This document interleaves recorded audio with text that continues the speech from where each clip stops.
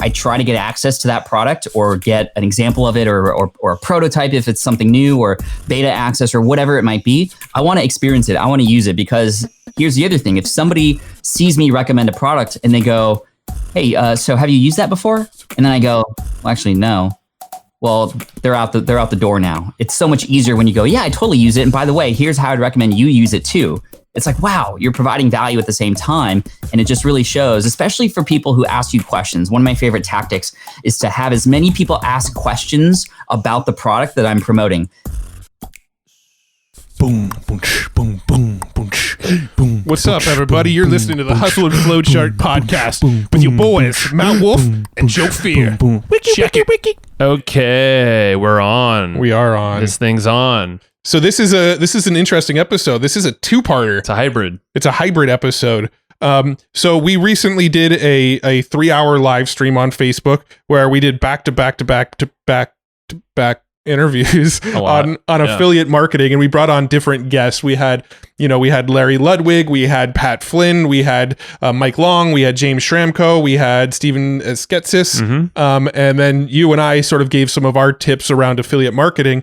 But one of the interviews that we did throughout the day was with Pat Flynn, like I just mentioned, and it was really, really like good stuff. And Pat is probably the most aligned with the way he does affiliate marketing with us, right? The way he teaches affiliate marketing and what he does for affiliate marketing is pretty much the exact same concepts that we do for affiliate marketing. So we wanted to make sure we shared this interview and got it out to like a wider audience than, more people than just saw us doing the live stream, right? Yeah. And so that's kind of the first part of this. That's like the first 30 minutes of this session here. And then Joe and I wanted to also sort of tack on to it what's working now for us in affiliate marketing. So the second 30 minutes of this interview is after Pat Flynn is done kind of explaining what he does. Joe and I have a little bit of a discussion ourselves about here's what's really cool that's working right now in our business in affiliate marketing. So it's a full-on affiliate marketing episode with 50% of it Pat Flynn strategies, 50% of it our strategies. But what you're going to find is that there's a lot of overlap in those strategies. Yes, it's going to be a good mixture. So, it's a little different, but and we recorded the outro of this, like a week or two after. Yeah. So might be fuzzy on some of the exact terms that Pat said, but you'll probably be sure to correct us because you'll be fresher in the mind. But you'll hear the concepts and how they overlap. They're really interesting. I think that's about it. Yeah, we got notes. We got the notes, so I will talk about the notes. These notes will be. D's notes might be longer than normal D's notes. I don't know. It just seems like there's a lot of strategies packed in this one, especially with, both of us, but like Pat. Yeah. That was like 30 minutes, but it's like bam, bam, bam, bam, bam, bam. Yeah. So, get the notes. They're going to be great. hustleandflowchart.com/comp, hustleandflowchart.com/comp. Got to go there within 2 weeks of this episode going live whenever it goes live. After that, it goes into our vault. I'm about to sneeze, so I'm going to talk a little. I'm trying to shake it off. Or you can text the word comp while Joe sneezes to 38470. So that's 38470. Text the word comp. You can get the notes that way. Perfect. We're not supposed to sneeze anyway because we're together in this lockdown-ish type thing. Yeah, we're in the same location, but we're 6 feet apart. We're social distanced. We're social distanced. Yes. So get the notes. Yeah. 38470 comp, hustleandflowchart.com/comp. And Ahrefs. Yes. So Ahrefs. Woo, buddy.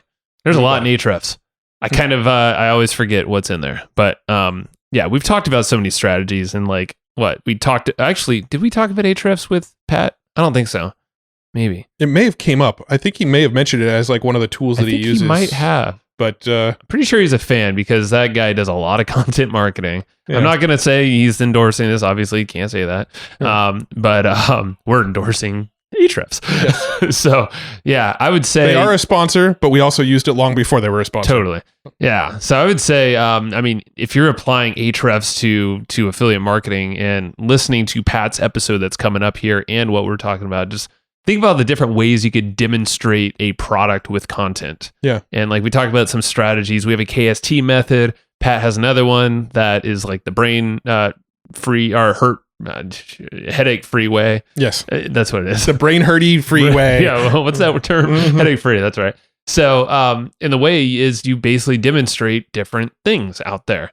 And we basically start by using Ahrefs for our keyword research and seeing what the competition looks like on both Google and YouTube and other places. And just gives us kind of like a roadmap of what to create content wise. Well, we do a lot of content marketing around affiliate products where we write articles related to these affiliate products. One of the great ways to do that is to use Ahrefs, see what other content is ranking about these various tools that we promote, and then make similar but better content, right? So if somebody's making a tutorial on let's say Ahrefs, and we want to outrank them for a similar concept, I'll see what kind of keywords they're ranking for that tutorial, and then make sure I'm writing a better tutorial around Ahrefs for that thing, if that makes sense. Totally. So, it's an amazing tool. We use it. We're in there. I mean, I know I'm in there almost every day. Joe's in there checking on stuff all the time too, seeing where we're ranking, and it's an amazing SEO tool. We love it. We can't say enough about it. And they have a $7 7-day trial, so that's $1 a day. You could get it and start using it and see how you like it and probably stick with it because you're going to like it. And it's at ahrefs.com. Ahrefs.com. That's it. $7 7-day trial. Go get it. Let's go talk to Pat Flynn. How's it going, man? It's going well. How about you guys? Great, man. Just warming up this live stream here. So I appreciate you taking the time, man. And, my pleasure. What's up, everybody? Good to see you. Yeah, we got a whole bunch of people asking questions. So if you have questions for Pat, definitely throw them in the chat like we've been saying. And let's kick it off, man. We were kind of telling him about you. Matt was saying how he's, we all kind of started around the same time, at least in the online space. And Matt was talking about how I think he was the first of the two of us to really attach to, I think it was the podcast. Yeah, I think we started listening to the podcast around the beginning of when it started and followed along. And I passed your podcast over to Joe in the early days of it. And that sort of inspired us to launch our own podcast back around 2010. So been in the podcasting game ever since. And it was definitely kicked off through listening through your show. So that's awesome. Thank you for that. Yeah, podcasting, we got in early, which is good, but it's still early in my opinion. I'm really bullish on podcasting right now, especially for relationship building. There's still less than 1 million podcasts versus, 500 million blogs, 45 million YouTube channels or whatever. Still a lot of opportunity in that for sure. But I will say nobody's commuting anymore. So nobody's listening, or not as many people are listening. And that's why YouTube has been very interesting, and live streaming. And I've been doing that every day too. And that's been a lot of fun. Yeah. These live streams that we're doing has sort of been our way to kind of lean into that as well. We have seen a decrease in audio listens, but we're seeing an increase of people showing up to these kinds of things. So that's, we've been seeing the same thing. What were you about to say, Joe? Yeah, I wanted to get into, because you have an interesting background where you started right around same kind of weird environment, economic environment. I know that's what you're telling me through some emails too. I kind of want to hear just a short story of how you kind of transition into the online space in kind of similar times, obviously different. Yeah, similar times for different reasons. And I'm talking about 2008. And I was in the architecture world, wanted to do that for the rest of my life. June 17, 2008, my boss calls me into his office and essentially told me I was going to be let go. I didn't have a plan B because I was doing everything I thought I was supposed to do, following the American dream, etc. And I got kicked out, and it was a hard time. I spent about a month and a half just sort of laying in bed, crying, just not having any energy to do anything. But it wasn't until I shifted that story in my head from, why me to, well, why not me? Why can't I create something new? I'm focusing so much on the stuff I can't control right now. Why don't I focus on the things I can control? And a big question that I'm asking a lot of my students right now is, well, what does this make possible? And I think if you consider and keep your headspace in what does this make possible? What can you lean into? What's that project that you always wanted to start that you can now start? Then that's where really amazing things and opportunities can come out of this for you.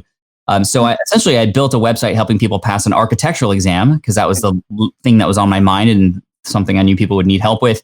And a lot of people have heard the story before and they think that I popped it up there on the web and then Google found it and then all of a sudden I'm rich and famous. That's definitely not how it happened. In fact, it happened relatively quickly. In about 6 months, I started making money from that website. However, I was spending 10, 14 hours a day in forums, posting my notes on that website, and Google eventually saw it as the authority, and I started to get linked to from forums in architecture businesses and all that kind of stuff. So I started to be seen as an expert.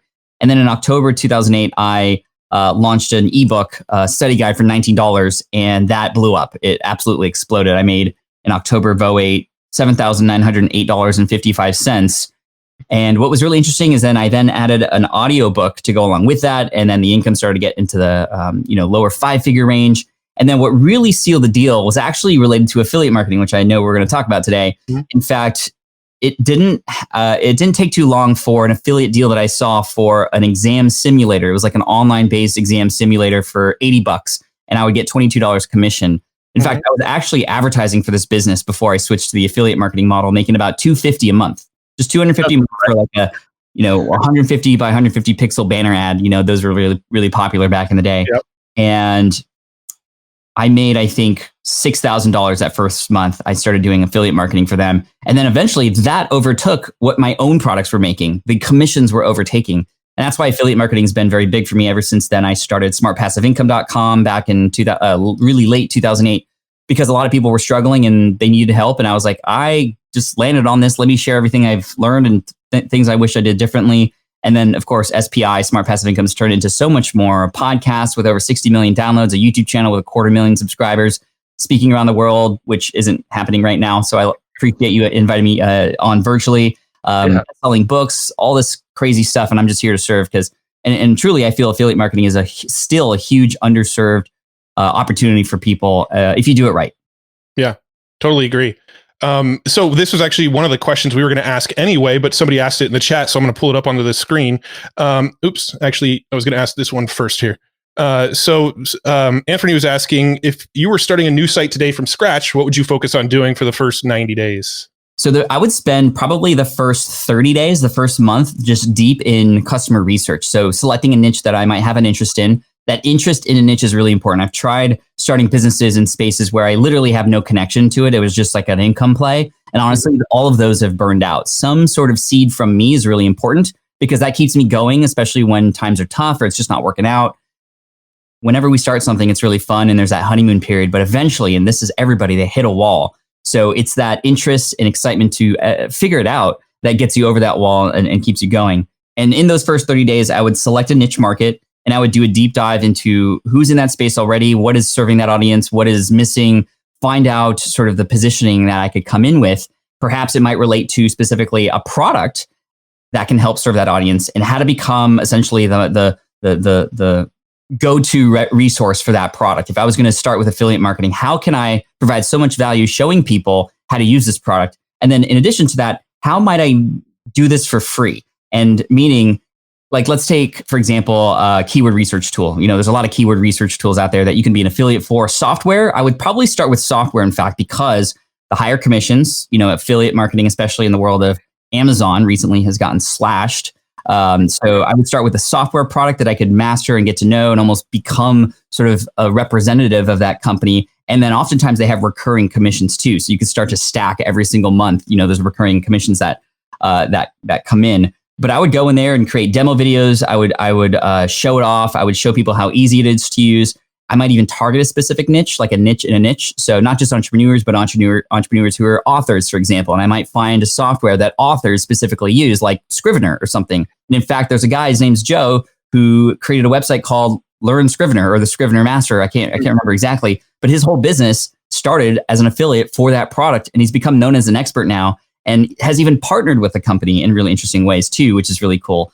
So that's where I would start. But when I was saying I'd offer the free way to do it, meaning keyword research, right? There's ways to do it for free, but it takes like hours. But I would share that. I would give it all away for free. Here's how you can do it for free for 3 or 4 hours. And there you go. You have your end results, the keywords that you want. Or you can do all of that in 10 seconds using this product.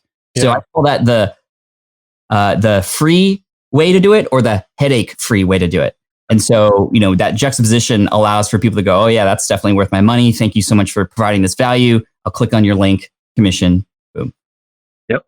That's brilliant, man. And you hit on a bunch of stuff that has already been talked about previous to you showing up. So I love, like, whenever there's like a thematic thing going on, which is, go down the route that's something you're passionate with. Mm-hmm. I mean, that is probably the easiest thing with affiliate marketing is people, so many offers out there. Just go to sharesale.com and just pick up. And like, no. Don't do that. Talk about like how you look at a product, so a new thing that you might get behind as a brand with content. What's your filtering process for that or discovery?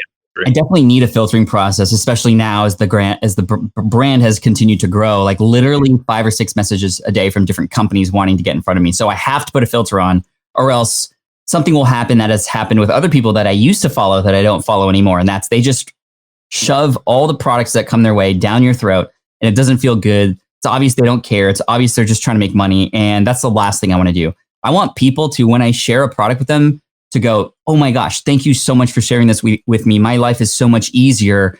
How can I pay you back in return? Thank you. Like, I want to thank you. So it's almost like a win for everybody, right? Like I can imagine, and that's the first filter. Like, can I imagine sharing this with my audience and getting thanked for it? Regardless of the commission. The commission is almost like a bonus on top of the idea of helping people, which does mean, in fact, sometimes I promote things that don't have an affiliate commission because it's always in service of others in the audience, which is really key.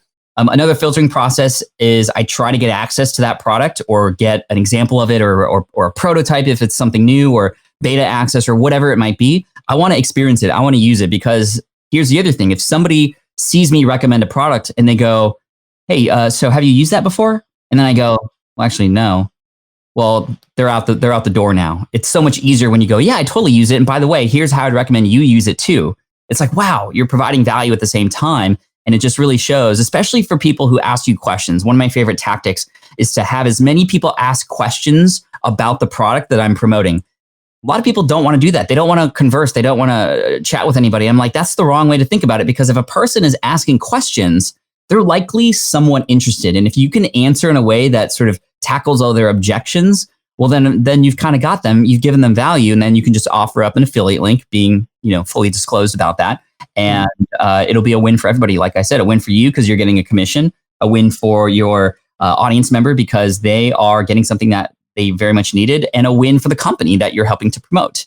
And then I also try to see, and this isn't always possible, but might there be a way for me to partner with this company? One of the things that I teach my students in my affiliate marketing course is it's not just about the relationship between you and your audience. It's about the relationship of you and the owner of that product, because you could potentially get special access or special deals or early looks or something. And this is why, I don't know if you know who MKBHD is on Twitter, YouTube. He's a big tech reviewer. He gets everything early because he does really amazing reviews about these things. And you can have early access to things too. And then, of course, you create a video about it. You're the first one to show up. You're going to rank higher in SEO on YouTube and Google. And now everybody's finding you when they're looking for information about this. They see a really thorough review and they're going to click on your link too. So that's sort of the formula that I use. Yeah.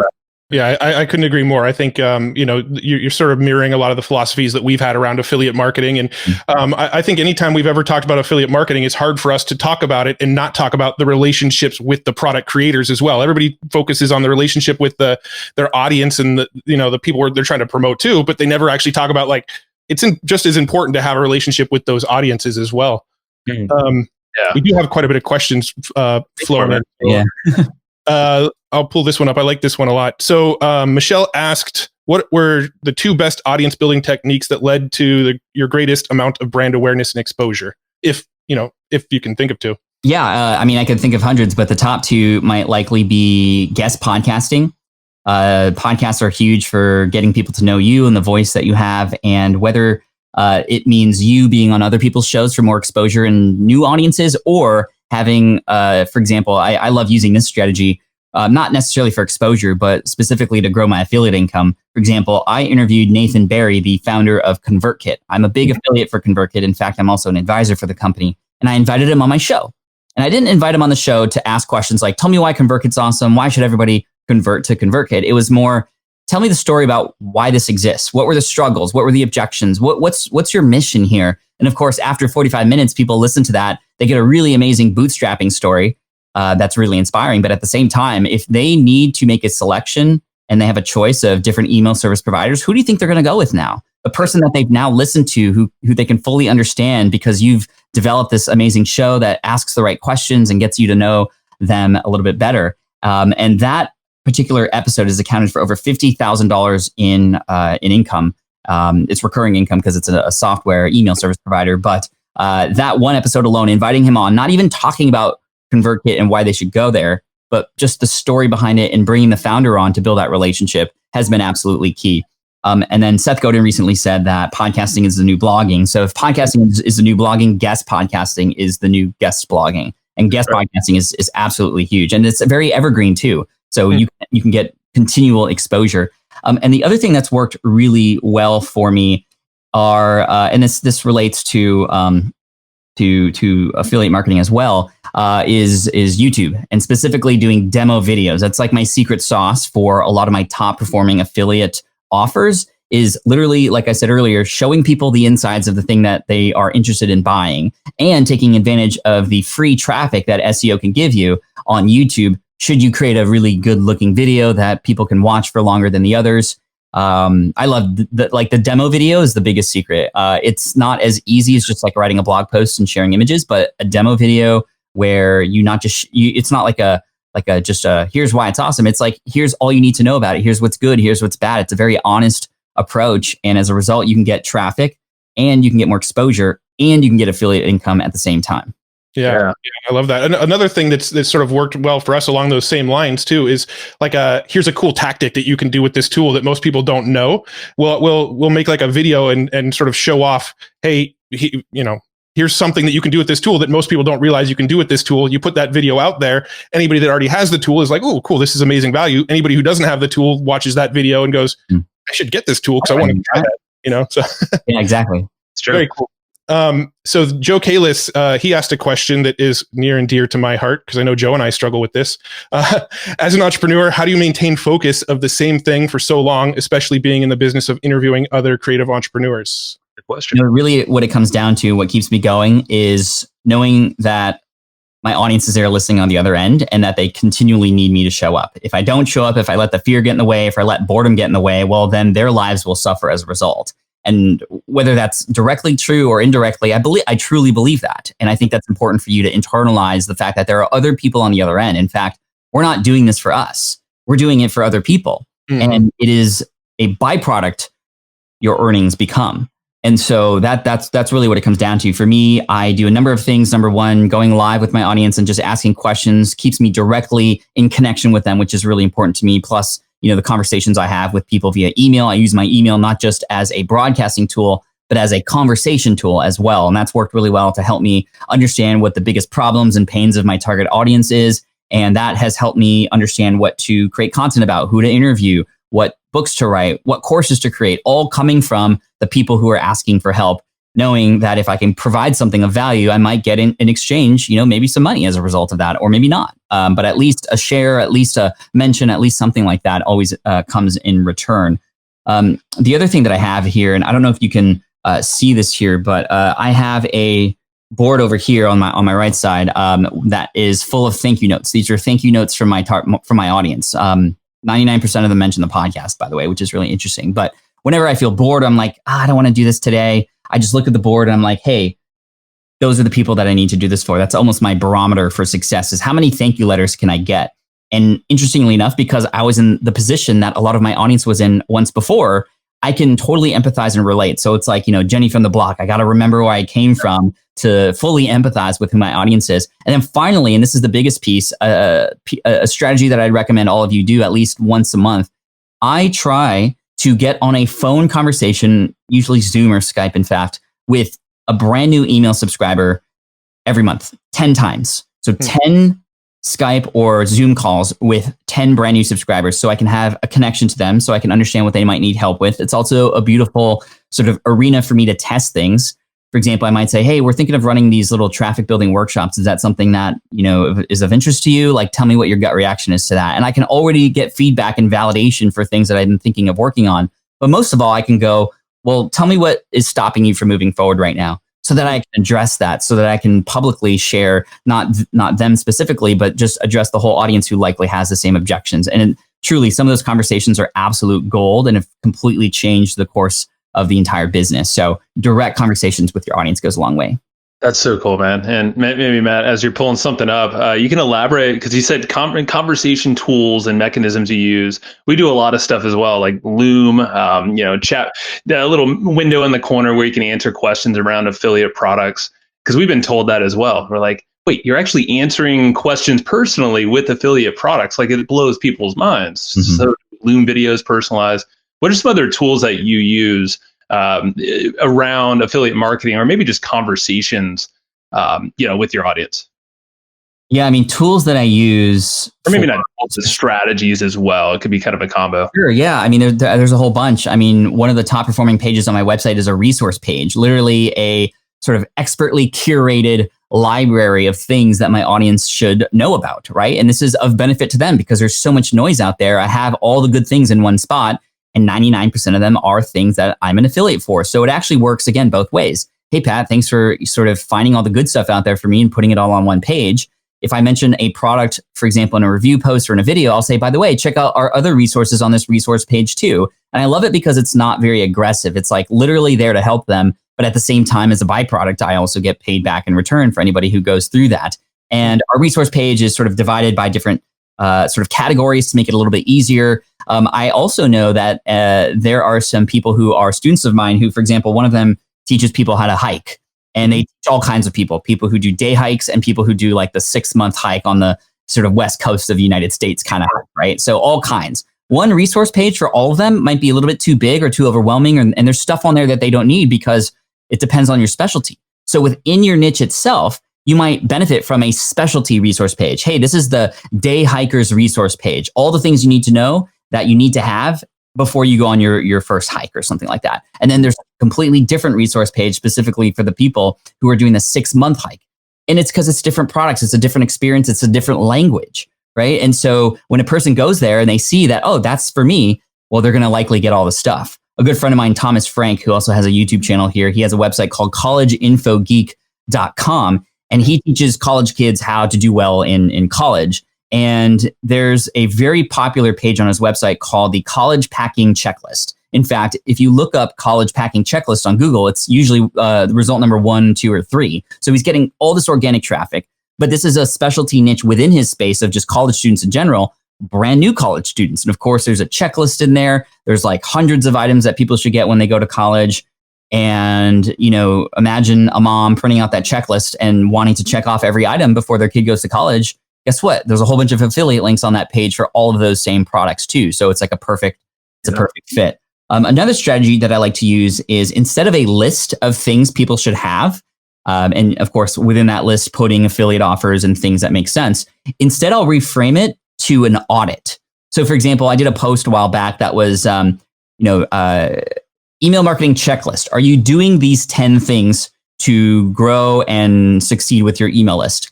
So immediately the subject line is like, oh, what are these 10 things? Am I doing all of them? Am I doing none of them? Like, where am I? And then the positioning is, well, go through this and tell me your grade in the comments or something like that. And so I'll go through, and the first few in the audit are easy things like, number 1, make sure you have an email service provider. Check. Okay. Yeah, that one is easy. Number 2, make sure you're using people's names. Okay, cool. Check. Number 3, make sure you don't put too many images in your emails. Okay, cool. Check. They're going through and they're like, okay, I'm feeling good. And then around number 6 or 7, this is where you start to inject the things that they probably don't have that relate to the product that you're promoting. For example, in that checklist, I'll go, okay, number 6, you want to make sure that you're segmenting your audience as they come in so that you know what buckets they are involved in, and you can send specialized messages depending on the sub niches in your space. If you're not doing this, here's a tool that I would recommend to make it easy for you. Here's a demo video showing you exactly how to segment your audience using ConvertKit. And if you'd like to also listen to an interview with the founder, Nathan Barry, click here to listen to that podcast too. So it's not just like a list, it's information. And psychologically what happens is if a person doesn't fill out all the things on the list, they're going to want to fill out all the things on the list. We humans just hate when we leave something unchecked, right? So you can share the benefit and you can show the tool to go with it. They're likely to follow through and actually take action on that. And that's sort of a medium to advanced strategy that I like to offer people. It's amazing. Thank you. That was loaded with strategies. I hope someone got something from that and take it and run. Matt, do you have another question? Yeah, there we go. Yeah. So Larry, who was our last guest on the live stream just a minute ago, he was asking, do you do anything to increase lifetime value of customers of your courses with affiliate links? Yeah, definitely. I mean, if it makes sense to include affiliate links in your courses, I would highly recommend doing it. I mean, it kind of just makes sense. Why not? For example, my podcasting course has a ton of affiliate links for the microphones that I recommend. And I think that that's mentally okay to do because we are being the expert curator. And in exchange for curating all this information, yes, they've paid for the course to get the information, but we've also shown them the right products to go and get involved with too. I always share it as optional. I hate when I'm like, in order to succeed in this course, you have to go through this affiliate link. I don't position it like that, but I share it up there and I say, hey, thanks. This helps pay for the team to help ensure that, you're still being taken care of down the road. And I think that's important. I also think a thing to do is make sure that your students are getting taken care of and making their way through the course too. I do a lot of work with Teachable, who I'm an affiliate for and an advisor for as well. In fact, that's a really cool story because at first I was an affiliate and I loved the company so much. We started working together and they asked me to come on as an advisor, which is really cool. And that's happened a few times now, starting with affiliate and then becoming an advisor to the company, actually owning a share of the company.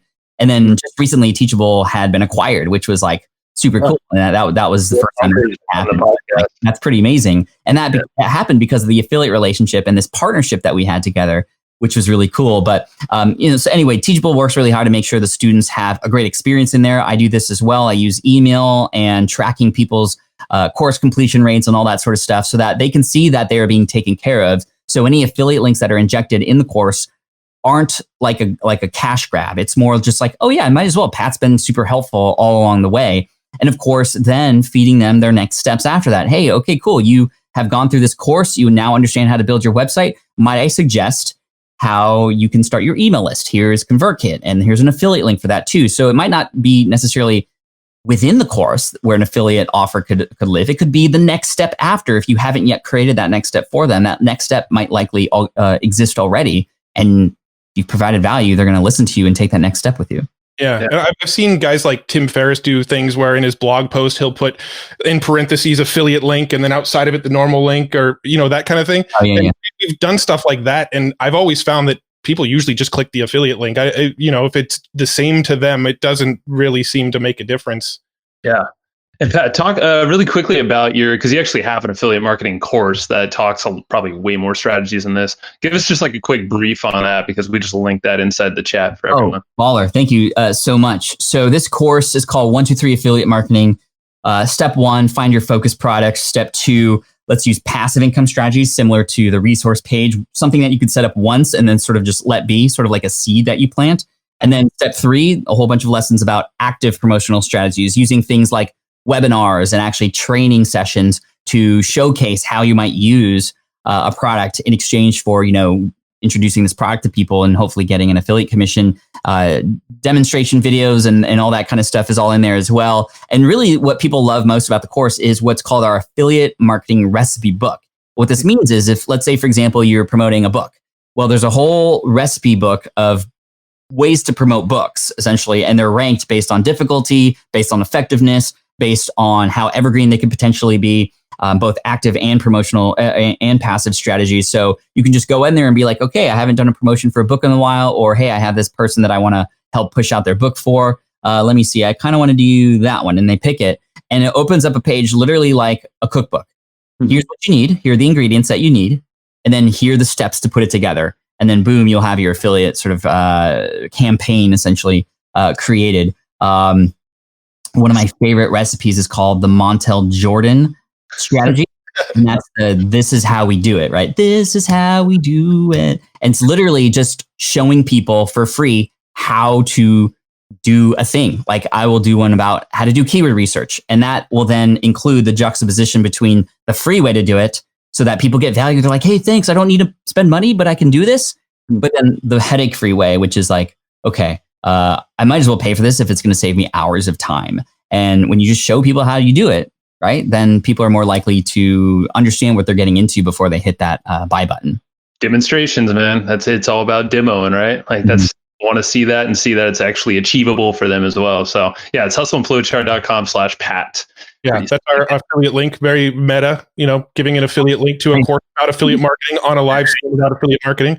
That's good stuff, man. Well, yeah. So, I mean, Pat, you've been gracious with your time, man, and I appreciate you. And I know a lot of people are saying gold is pure gold. So I think this is great, man. And I think we're good, man. Any parting words or anything you would suggest that for people maybe who just haven't tried affiliate marketing and they're just been on the fence? Yeah, find one product. Like just start with one that you think your audience would most benefit from. Perhaps it is something that you already use. I would in fact even reach out to the company to see if they have an affiliate program, even if it's not public, because a lot of times these affiliate programs are invite only, or they wait for people to come and see who they can work with, and just focus on that one and become the master of that product, and use it yourself, show that proof, the proof that you're using it, the proof that other people are benefiting from it as well, and just really focus on that and see what happens. I mean, the truth is nothing's going to happen if you don't move, if you don't change anything. It's hard though. It's getting started. It's hard, right? Like it's physics. An object at rest tends to stay at rest. And hopefully streams like this and the amazing people who are out there giving during this time, like you guys, are giving you that force need to at least get rolling. Because once you get rolling, an object in motion tends to stay in motion. So you just need to get started, pull the trigger, and what have you got to lose? That's right. Not much at all. All right, Pat. I appreciate you, man, and we'll chat later. Thanks, everybody. Thanks for hanging out. Yo. That was quite the episode. Yeah. It was actually, I don't know if we call that a specific episode at the time of recording. It was actually more of a live stream. Yep. But holy moly, Pat. Yeah, that was part of what was that? We did 3 hours straight of live streaming all about affiliate marketing. And Pat Flynn came on and he brang it. And we're like, we need to make sure more people hear this than just the people who heard it on the live stream. Oh, yeah. Yeah. Pat came prepared. He came just ready to answer a ton of questions. That's what this is definitely a different type of podcast, obviously, as we probably stated in the intro. We haven't recorded the intro yet in full transparency. So whatever. So yeah, we just figured in this, I guess, second half of this episode that we would talk about what's working in our business really well and how it relates to a lot of what you just listened from Pat. Because as we talked about with Pat, like we started roughly around the same time-ish, within, a year or two. We have had very similar business models, mainly you more than me for most of the time, just because you've always been in the blogging, but we started in the same vein. Right. And different niches online in those blogs and content, and then growing an email list and like affiliate marketing. Quite honestly, back in 2008, 2009-ish, Pat was one of the people who I was seeing what he was doing, and I was sort of kind of modeling it. Yeah. Like he wasn't the Pat Flynn that we all know today. Then he was kind of getting started out just like we were, but I really, really liked what he was doing back then. I was sort of watching his blog, watching his podcast, going, I really like what he's doing. I want to kind of model a similar business. And so I wasn't like, ooh, Pat's doing that, I'm going to do this. Pat's doing that, I'm going to do this. But he was one that I was kind of keeping an eye on from sort of the beginning of his career, following along with it and kind of modeling elements of his business that I liked. And now here we are, fast forward 11, 12 years later, and it kind of came full circle, and we're really focused on a lot of the same things again. We're focused on creating a lot of really, really great content, and generating a lot of revenue off our own affiliate streams. And we've also got our membership, right? But it's a lot of what I was trying to do 12 years ago. We've sort of almost kind of fulfilled that vision now after like 12 years of trial and error and doing stupid shit that wasn't the right stuff. And now we're kind of back around to it. We had a fun time along the process. Yeah. So you're right. I mean, it's interesting that it's kind of we've created this machine now that lives up to where we really started this thing. Yeah. And we even got into podcasting way back in the day because of Pat. Yeah. He was one of the first influences. And obviously we didn't really, the show did not exist back then, of course. But, it got us started in this whole medium. And yeah, it's interesting. And now I feel like there's even bigger thing, like the way that Pat actually talked about evolving in affiliate marketing, and that he's like getting equity in companies now and things like that. So we're going to talk about that in a minute. Yeah. Part of the evolution is now it's like, wait, okay, so you can do affiliate marketing, all this other cool stuff, but it's like, then you can build in this like longer term generational wealth stuff through the same efforts. But it's just like, I don't know, I just feel like it's just like graduating to another level. Yeah, for sure. Let's talk about that. Let's talk about that in a second. Before we do, let's sort of further extrapolate on some of the affiliate marketing tactics that maybe Pat talked about, but also some of the stuff that is working well in our business. Because one of the things that Pat talked about quite a bit was selling affiliate products through creating tutorials around that affiliate product. Yeah, basically demonstrate how to use the product as a means to sell the product.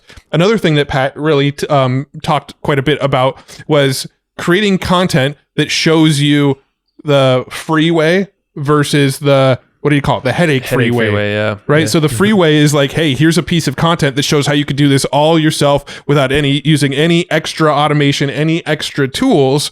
But then by the time you get to the end of the content, it's like, so that's how you do that. Do you want to shortcut it? Do you want to do it in a third of the time? Well, here's the headache freeway. Here's the tool to use that. And I feel like those two philosophies of creating educational tutorials that show off how to use the tools and also creating tutorials on how to do sort of the easy way, the free way versus the easy way, right? Those are two philosophies that I think we've done a good job in our business really adopting. And those are probably the two methods that have generated the most sales for us is the sort of create tutorial content, teach people how to do stuff.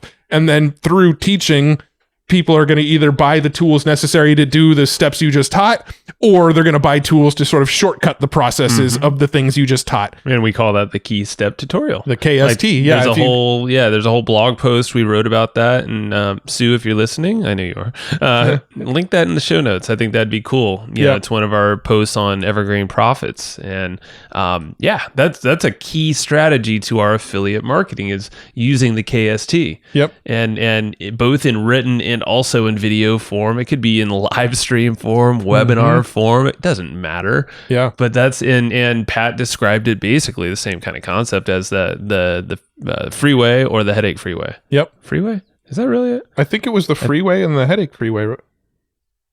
No, it's like the hard way, but he had a better way of putting it. Jesus. Yeah, this is the problem because we recorded this little after we recorded with Pat. Yeah, I mean, whoever's listening to this, they just heard Pat say it. We didn't just hear Pat say it. We heard Pat say it like a week or two ago. Yeah. So you know what we're talking about, but basically, Pat has his own terminology. Essentially, the outcome's the same. Yeah. So that sort of strategy still to this day is probably like our number one tactic for affiliate marketing is just educate. And that education could have a tool that needs to be purchased as one of the steps, or that education can be like, here's how to do it the hard way. But at the end of that education, you're saying, and here's how to do it the easy way, but it might be more premium and you earn a commission on that premium option. Yep. That is that is hands down the way we generate most of our affiliate commissions. That's the content creation aspect of it. That's the way we demonstrate. Yeah. And that's, that was a key. I mean, really, I actually, after watching Pat, because he was doing a bunch of daily live streams, not sure if he still is by the time this goes live, but every day, I think weekday at 8 a.m. he was getting live, and I watched one of them recently. It was really cool. Just the way that he was interacting live with people and keeping engagement high. But at the ending part of it, he actually did a demonstration of him doing a video for YouTube. And it wasn't a demonstration video straight up, but it was really interesting to see how he builds his hooks and builds the way that, his videos in general, which, there's so many of these cool demonstration videos you can watch of Pat's. Like there's one with Ecamm. Yeah. I watched that video. And I watched that video. And right after watching that video, I went and bought this Elgato Stream Deck, this little keypad that I've got on my desk now for while we're recording. Yeah. It's true. Yeah. And I saw him using that in his live stream too. So yeah. It's demonstrations are key. I mean, we're going to YouTube a lot more now. So like what's working for us and what we're doing a lot more of those style videos on YouTube because like you and I, Matt, have talked about it, like demonstrations of powerful way of selling visually, especially. Yeah. And if you can show, obviously, if you have a physical product like that Stream Deck, I'm looking at that now, it's got beautiful buttons on there that you can program full color and it's synced up to a program on your computer that you don't have to do anything other like to hit recording and stop. You don't have to go reach for and click around now. Yeah. You can just hit this one button that's clearly marked and syncs up with every app on your computer. And even types phrases for you and stuff like, and demonstration is powerful to sell that. Like you could just like sell that on the merits of, productivity and laziness or whatever, and just systems people that like saving time. And like, you could sell that easily with demonstration, but with like a info product or a software tool, some people kind of forget in ways of how to demonstrate their own products, either as an affiliate or their own products. And YouTube is sort of becoming a bigger and bigger play in our business. I can't really say that we've gotten like super successful and effective at YouTube. We're still sort of throwing things against the wall, hoping some of them are going to stick, but we're getting good SEO. We're getting good. We're getting better at it. We're getting closer. Yeah, and we're getting better. I mean, it's an evolution. It's throwing mud at a wall right now. Yeah, one of the other things that that's been really, really effective for us lately, and we sort of wrote it off for a long time until we had Molly Mahoney on the show, was our Facebook group, right? We had this Facebook group. Joe and I even got to the point where we just kind of stopped even checking in on the group because we kind of went, there's people in there, and when questions pop up, somebody else in the group is going to go just answer the question. And so we just kind of stopped checking into it and kind of ignored it for a while. And Molly's like, no, these Facebook groups are so powerful. Get on it. And so we started putting focus back into our Facebook group. Now our Facebook group's like crazy active. Whenever we post something, we get tons of, likes and engagement on it, but we get freaking traffic from it. Like we get clicks when we share links inside of our Facebook group, and it's been really freaking effective. And we're really, really bullish on Facebook groups right now. Now, that's not to say Facebook groups are always going to work, because the way Facebook tends to seem to work is like, as soon as people start to figure out that this thing is effective, they make it, they drop the engagement or make you pay to get that same engagement or whatever. So we'll see. But right now, as of this recording in May of 2020, Facebook groups are crazy effective. Yeah, I would say it's probably good for a little while, since I think Facebook just released a new UI or, a whole layout and intention for their stuff, and groups was like a big piece of it. So now would be the time, because it's really crazy, and we're actively trying to grow our group with quality people, relevant people, and that's why you hear us on the show starting to shout out flowchartgroup.com. I mean, if you're not a member actually yet, you listening, go head over there, because it's literally, it's just a community of folks who are listening to this podcast primarily, but also people who've bought something from us or an affiliate product of ours, someone that we promote that came back to see us, and what we're doing. It's a group where we're chatting with our guests and all that stuff in there too. Flowchartgroup.com, go join that. It's totally free. Yeah. Well, one of the things that we did recently too is that when you log into there, I mean, depending on when you log in, it may not be there anymore, but we actually put an announcement in there about a free traffic book, a book that we really stand behind, The Retargeting Recipes by Justin Brook.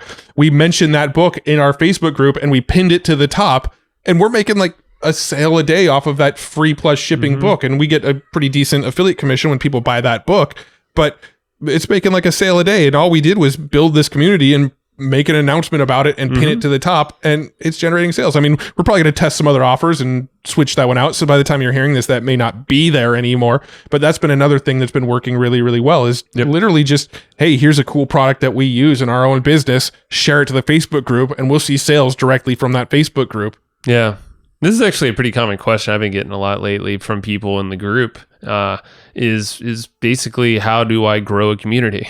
And, obviously there's lots of ways to do that, get an email list, A lot of people just get stuck at where do they go? Where do I grow a community? And Facebook seems like a very low barrier, no tech way in the door that actually can feed your email list as well. Yeah, that's a good point. We should talk about that for a second too. Yeah. So, right when you can require people to answer a handful of questions. And one of those questions can be, hey, what's your email address? We're going to send you some cool stuff.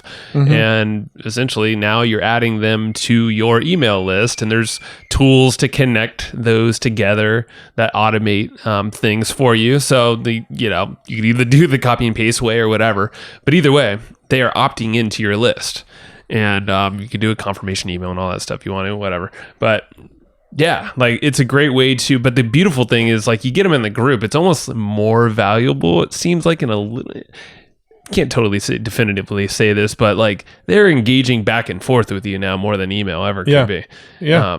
And so one would think that you're probably top of mind a little bit more. So they're probably going to buy more from you, or to listen to something you're putting out there into the world, like a video, and engage further. Well, frequency is a huge factor in marketing as well, right? So if somebody is seeing an email from you every day, They get in their car, they turn on their car, and a podcast episode is playing with your voice on it. And then they're scrolling through their phone later in the day, and they're seeing like cool content from you because you posted it in your Facebook group pop up in their news feed. Like, how top of mind are you that we're showing up in all of these different locations, right? So the fact that, the goal isn't to like get an email subscriber or just get a Facebook group member or just get a podcast listener. The goal is like, first of all, any one of those is good. But second of all, get them interacting with us in multiple locations, because the more locations you're seeing us, the more frequency there is, the more likely you are to buy something from us down the road. Totally. That's what, a big piece of our business, like with affiliate stuff that's working well, are like two sides. And I've said this on one of the podcasts somewhere, but it's like we have this community side we're talking about, which sometimes it takes a little longer to grow. But those are the people that are typically going to buy a lot more times than one time. They're going to be just a better community member too, like a fan of the brand, us, the products we put out, whatever it might be.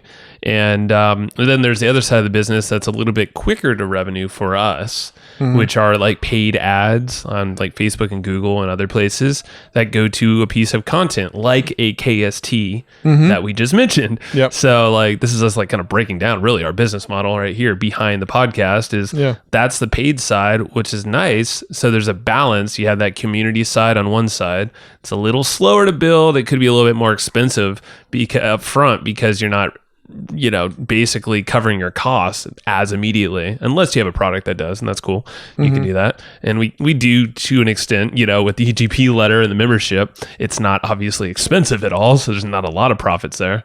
That's why we have things like sponsorships and other things to offset costs. Yep. But then on the other side, back to the paid side, it's a little quicker to revenue with affiliate stuff, which will pay us like either a good one-time fee, 50%, recurring, where we can market that once and then get a sale all the time, depending on however long they stay on as a subscription. And then now we're starting to be introduced with equity options. So it's like, and paired up with, a rev share split. So it's interesting how what's working is now developing into something like that, which is like even a longer term thing. Yeah. Yeah. And I mean, it's a topic that comes up every once in a while when we're talking to like other more established marketers that have their own softwares out in the market or their own like main sort of core flagship products. So you just do affiliate marketing? Is that like your only thing? Is that like your main goal is to grow the affiliate marketing thing? Well, this is actually how it's evolving for us now. Like, no, we never set out really to just be affiliate marketers. We always had this bigger game plan in mind, and it's kind of funny to see it come full circle, but our bigger game plan that we set out for back in we had these discussions it was to buy the Chargers. Well, that was a piece of it. But we always wanted to own equity in a bunch of companies, be advisors like on a percentage basis in companies. And part of our goal at the time was to own the San Diego Chargers. I'm going to emphasize San Diego. Not the stupid LA Chargers. Yeah. Stupid LA Chargers. Dean Spanos. If you live in LA, we love you, but your Chargers suck. Well, it's really Dean Spanos. That's true. It's Spanos. If someone knows Dean Spanos, tell him that we tell him tell him that Matt and Joe think you suck. And and so does everyone else in San Diego. Yeah. All right, moving on. But no, the big goal is to own equity in a bunch of companies, and some of them will exit and we'll get good paydays. Some of them will sort of pay out shares to the members and we'll get money from that. Some of them will be, rev share, where we actually get shares of the revenue as it grows. Things like so that. Cool. But now apparently this affiliate marketing stuff is evolving into that. It's kind of gotten to this point where some of the companies that we are promoting as affiliates, they're like, you guys are such good evangelists for our products that we want you to continue to evangelize it as hard as you are. So we're willing to give you equity. And we're actually working with some companies to like structure systems to build this to help other affiliates sort of earn equity in businesses as well, which we can't totally go into a lot of details around that yet, but we are working on some really cool. We're not working on it ourselves. I want to clarify that we're not sort of getting distracted and going and building new software companies or anything. We are working with other people who are building technology to help merge the worlds of affiliate marketing and sort of equity investing. Point here being, yeah, totally. And the point being is like we're being introduced by this by software owners to get the ability to get equity in their company, and that was not even a thing on our radar before. No. But it was a piece of we saw it as we would have to go one-to-one communication and like. Which we've done this before, and we've also acquired other businesses, but like earn in based on like our marketing performance. Let's say like, hey, we're going to do Facebook and Google ads and retargeting for your offer. And depending on the sales that we bring in, we're making 50% of the profits. Yeah, it's more like a rev share deal. Yeah. And then you can earn into a company and, you can earn some rev share, and maybe there's like an equity earn in element to that deal structure as well. So it's like, what's cool now is that's actually being like more of these companies are seeing that it's a powerful thing to give affiliates the ability to basically do both. Earn a little bit of rev share, but also earn a bigger, longer term stake in that software company or whatever company out there.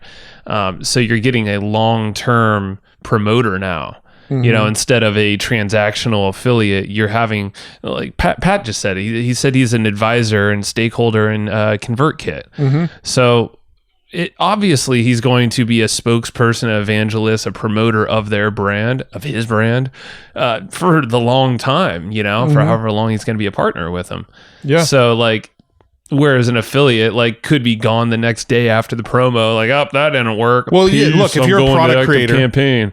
If you're a product creator, and we were actually discussing this before we started to record this, is like, what sort of objections would people have around some of these technologies? But look, if you're a product creator, and you're giving a affiliate commission to people promoting you, these people will go and promote you until something better comes along, or maybe a better commission comes along, assuming that the products are like sort of apples to apples. When something else comes along that's going to give them a better deal, they may sort of jump ship and go over to this other thing. On the other hand, if you're giving them commissions on all of their sales, so they're incentivized for making sales right now, but they're also getting a piece of equity in that business, they're never jumping ship on you because they're an equity holder of this business. It's like a piece of their livelihood now to make sure that your business as a whole, not just their affiliate commissions, but your business as a whole grows, right? So they're not ever going to jump ship.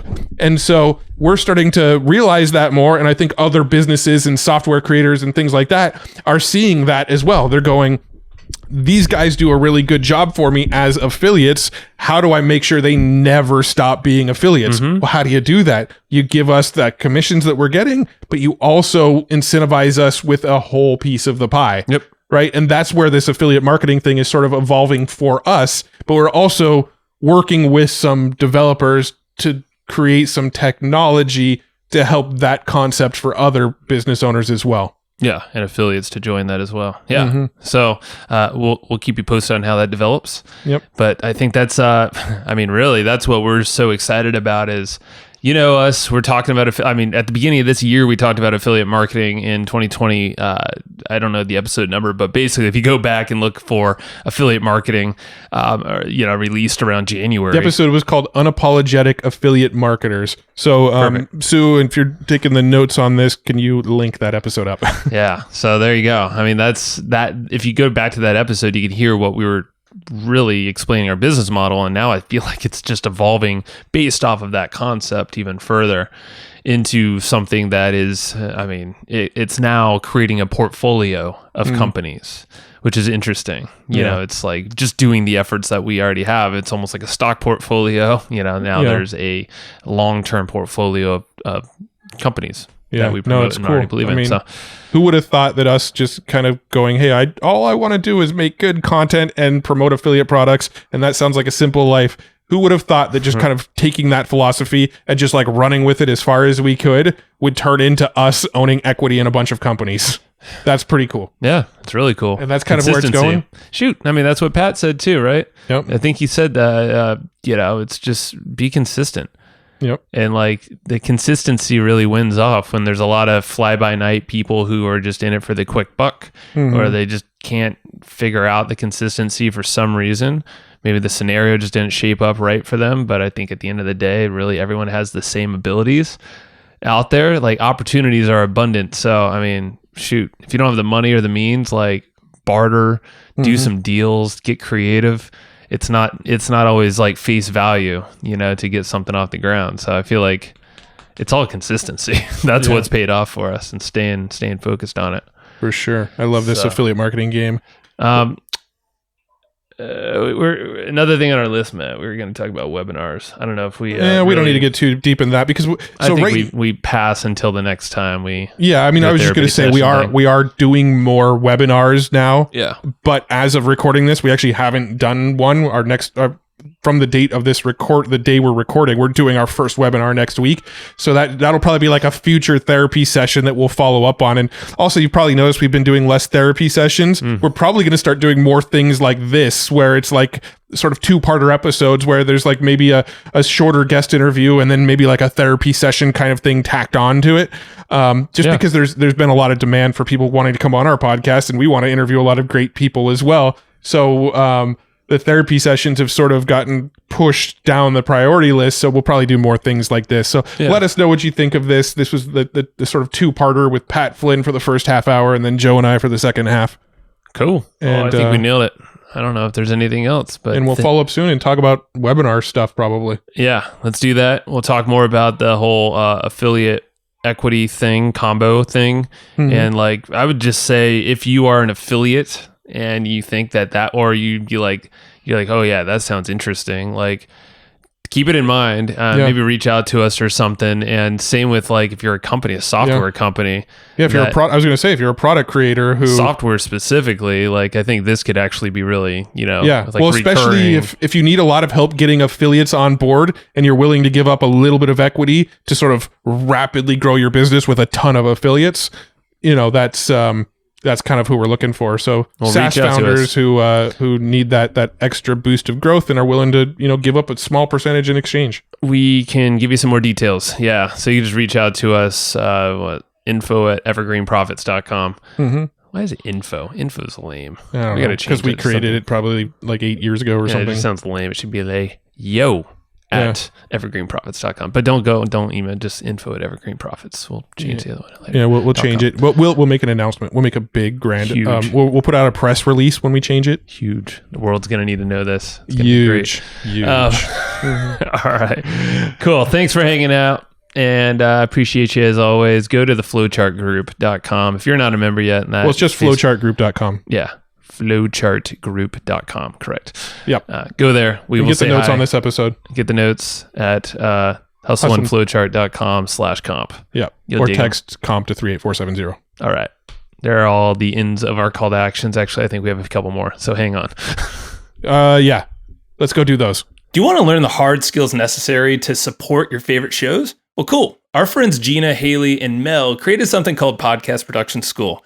Now, it's an online course designed to help you master the skills and strategies needed to launch, manage, and grow podcasts, including things like audio editing, show notes creation, and promotions. So download their free podcast production or their launch checklist today at podcastproductionschool.com/go/flowchart. Again, that's podcastproductionschool.com/go/flowchart. Thanks so much for tuning into that episode. I hope you dug it. I know Joe and I dug it. I actually kicked Joe out of the room. He's not here right now because I wanted to tell you about a tool that I really, really dig. We use it in our business. We recommend it all the time. It's called Easy Webinar, and it's a tool that lets you do live webinars, automated webinars, hybrid webinars, and, pretty much any other kind of webinar if there are other kinds of webinars. But anyway, this tool is kind of like your all-in-one, do-it-all tool for anything webinar related. It's Easy Webinar. It's put out by a dude named Casey Zeman. He's been on the podcast. If you haven't listened to that episode, it's a killer episode. He's a really smart dude, but his software is amazing. It does everything. It's, the title tells you exactly what it does. It's an easy webinar platform. And we use this in our business to run automated webinars all the time. We don't do a lot of live webinars these days. We like to do the kind of automated webinars where somebody can register and then they can either watch it like 15 minutes later or they can watch it the next day, but it's just kind of always running. And it's a system that helps us make autopilot sales off of our webinars. Super cool tool. If you haven't tried it yet, it's an amazing tool. And Casey is actually hooking you up. He said for listeners of Hustle and Flowchart, I can't believe he's doing this, but he said for listeners of the Hustle and Flowchart podcast, he's giving 25% off of the membership to use Easy Webinar. It's already super, super inexpensive for what it does and all the cool features it has, but he's hooking you up with 25% off because you're a listener of Hustle and Flowchart. Go to easywebinar.com/hustle. That's where you can get that 25% off discount. That's easywebinar.com/hustle. It's a awesome tool. You're going to dig it. So just go grab it. Check it out. easywebinar.com/hustle. See ya. No, not see ya. You'll hear me in the next show. I don't know how to close these things. Go get Easy Webinar. Talk to you later. Thanks everybody for listening to this episode of the Hustle and Flowchart podcast. For taking the time to listen, we want to give you something a little bit special. Every single episode that we do, we actually have somebody on our team take notes. We basically have a Cliff's Notes version of every episode where you can go and find all of the tips and tactics that they laid out, all of the resources that they laid out, all the good stuff from this episode. We actually have a nice simple notes version that you can find on our website. So go to evergreenprofits.com, find this episode that you just listened to, and give us your email address and we'll send you the notes. Thanks for listening.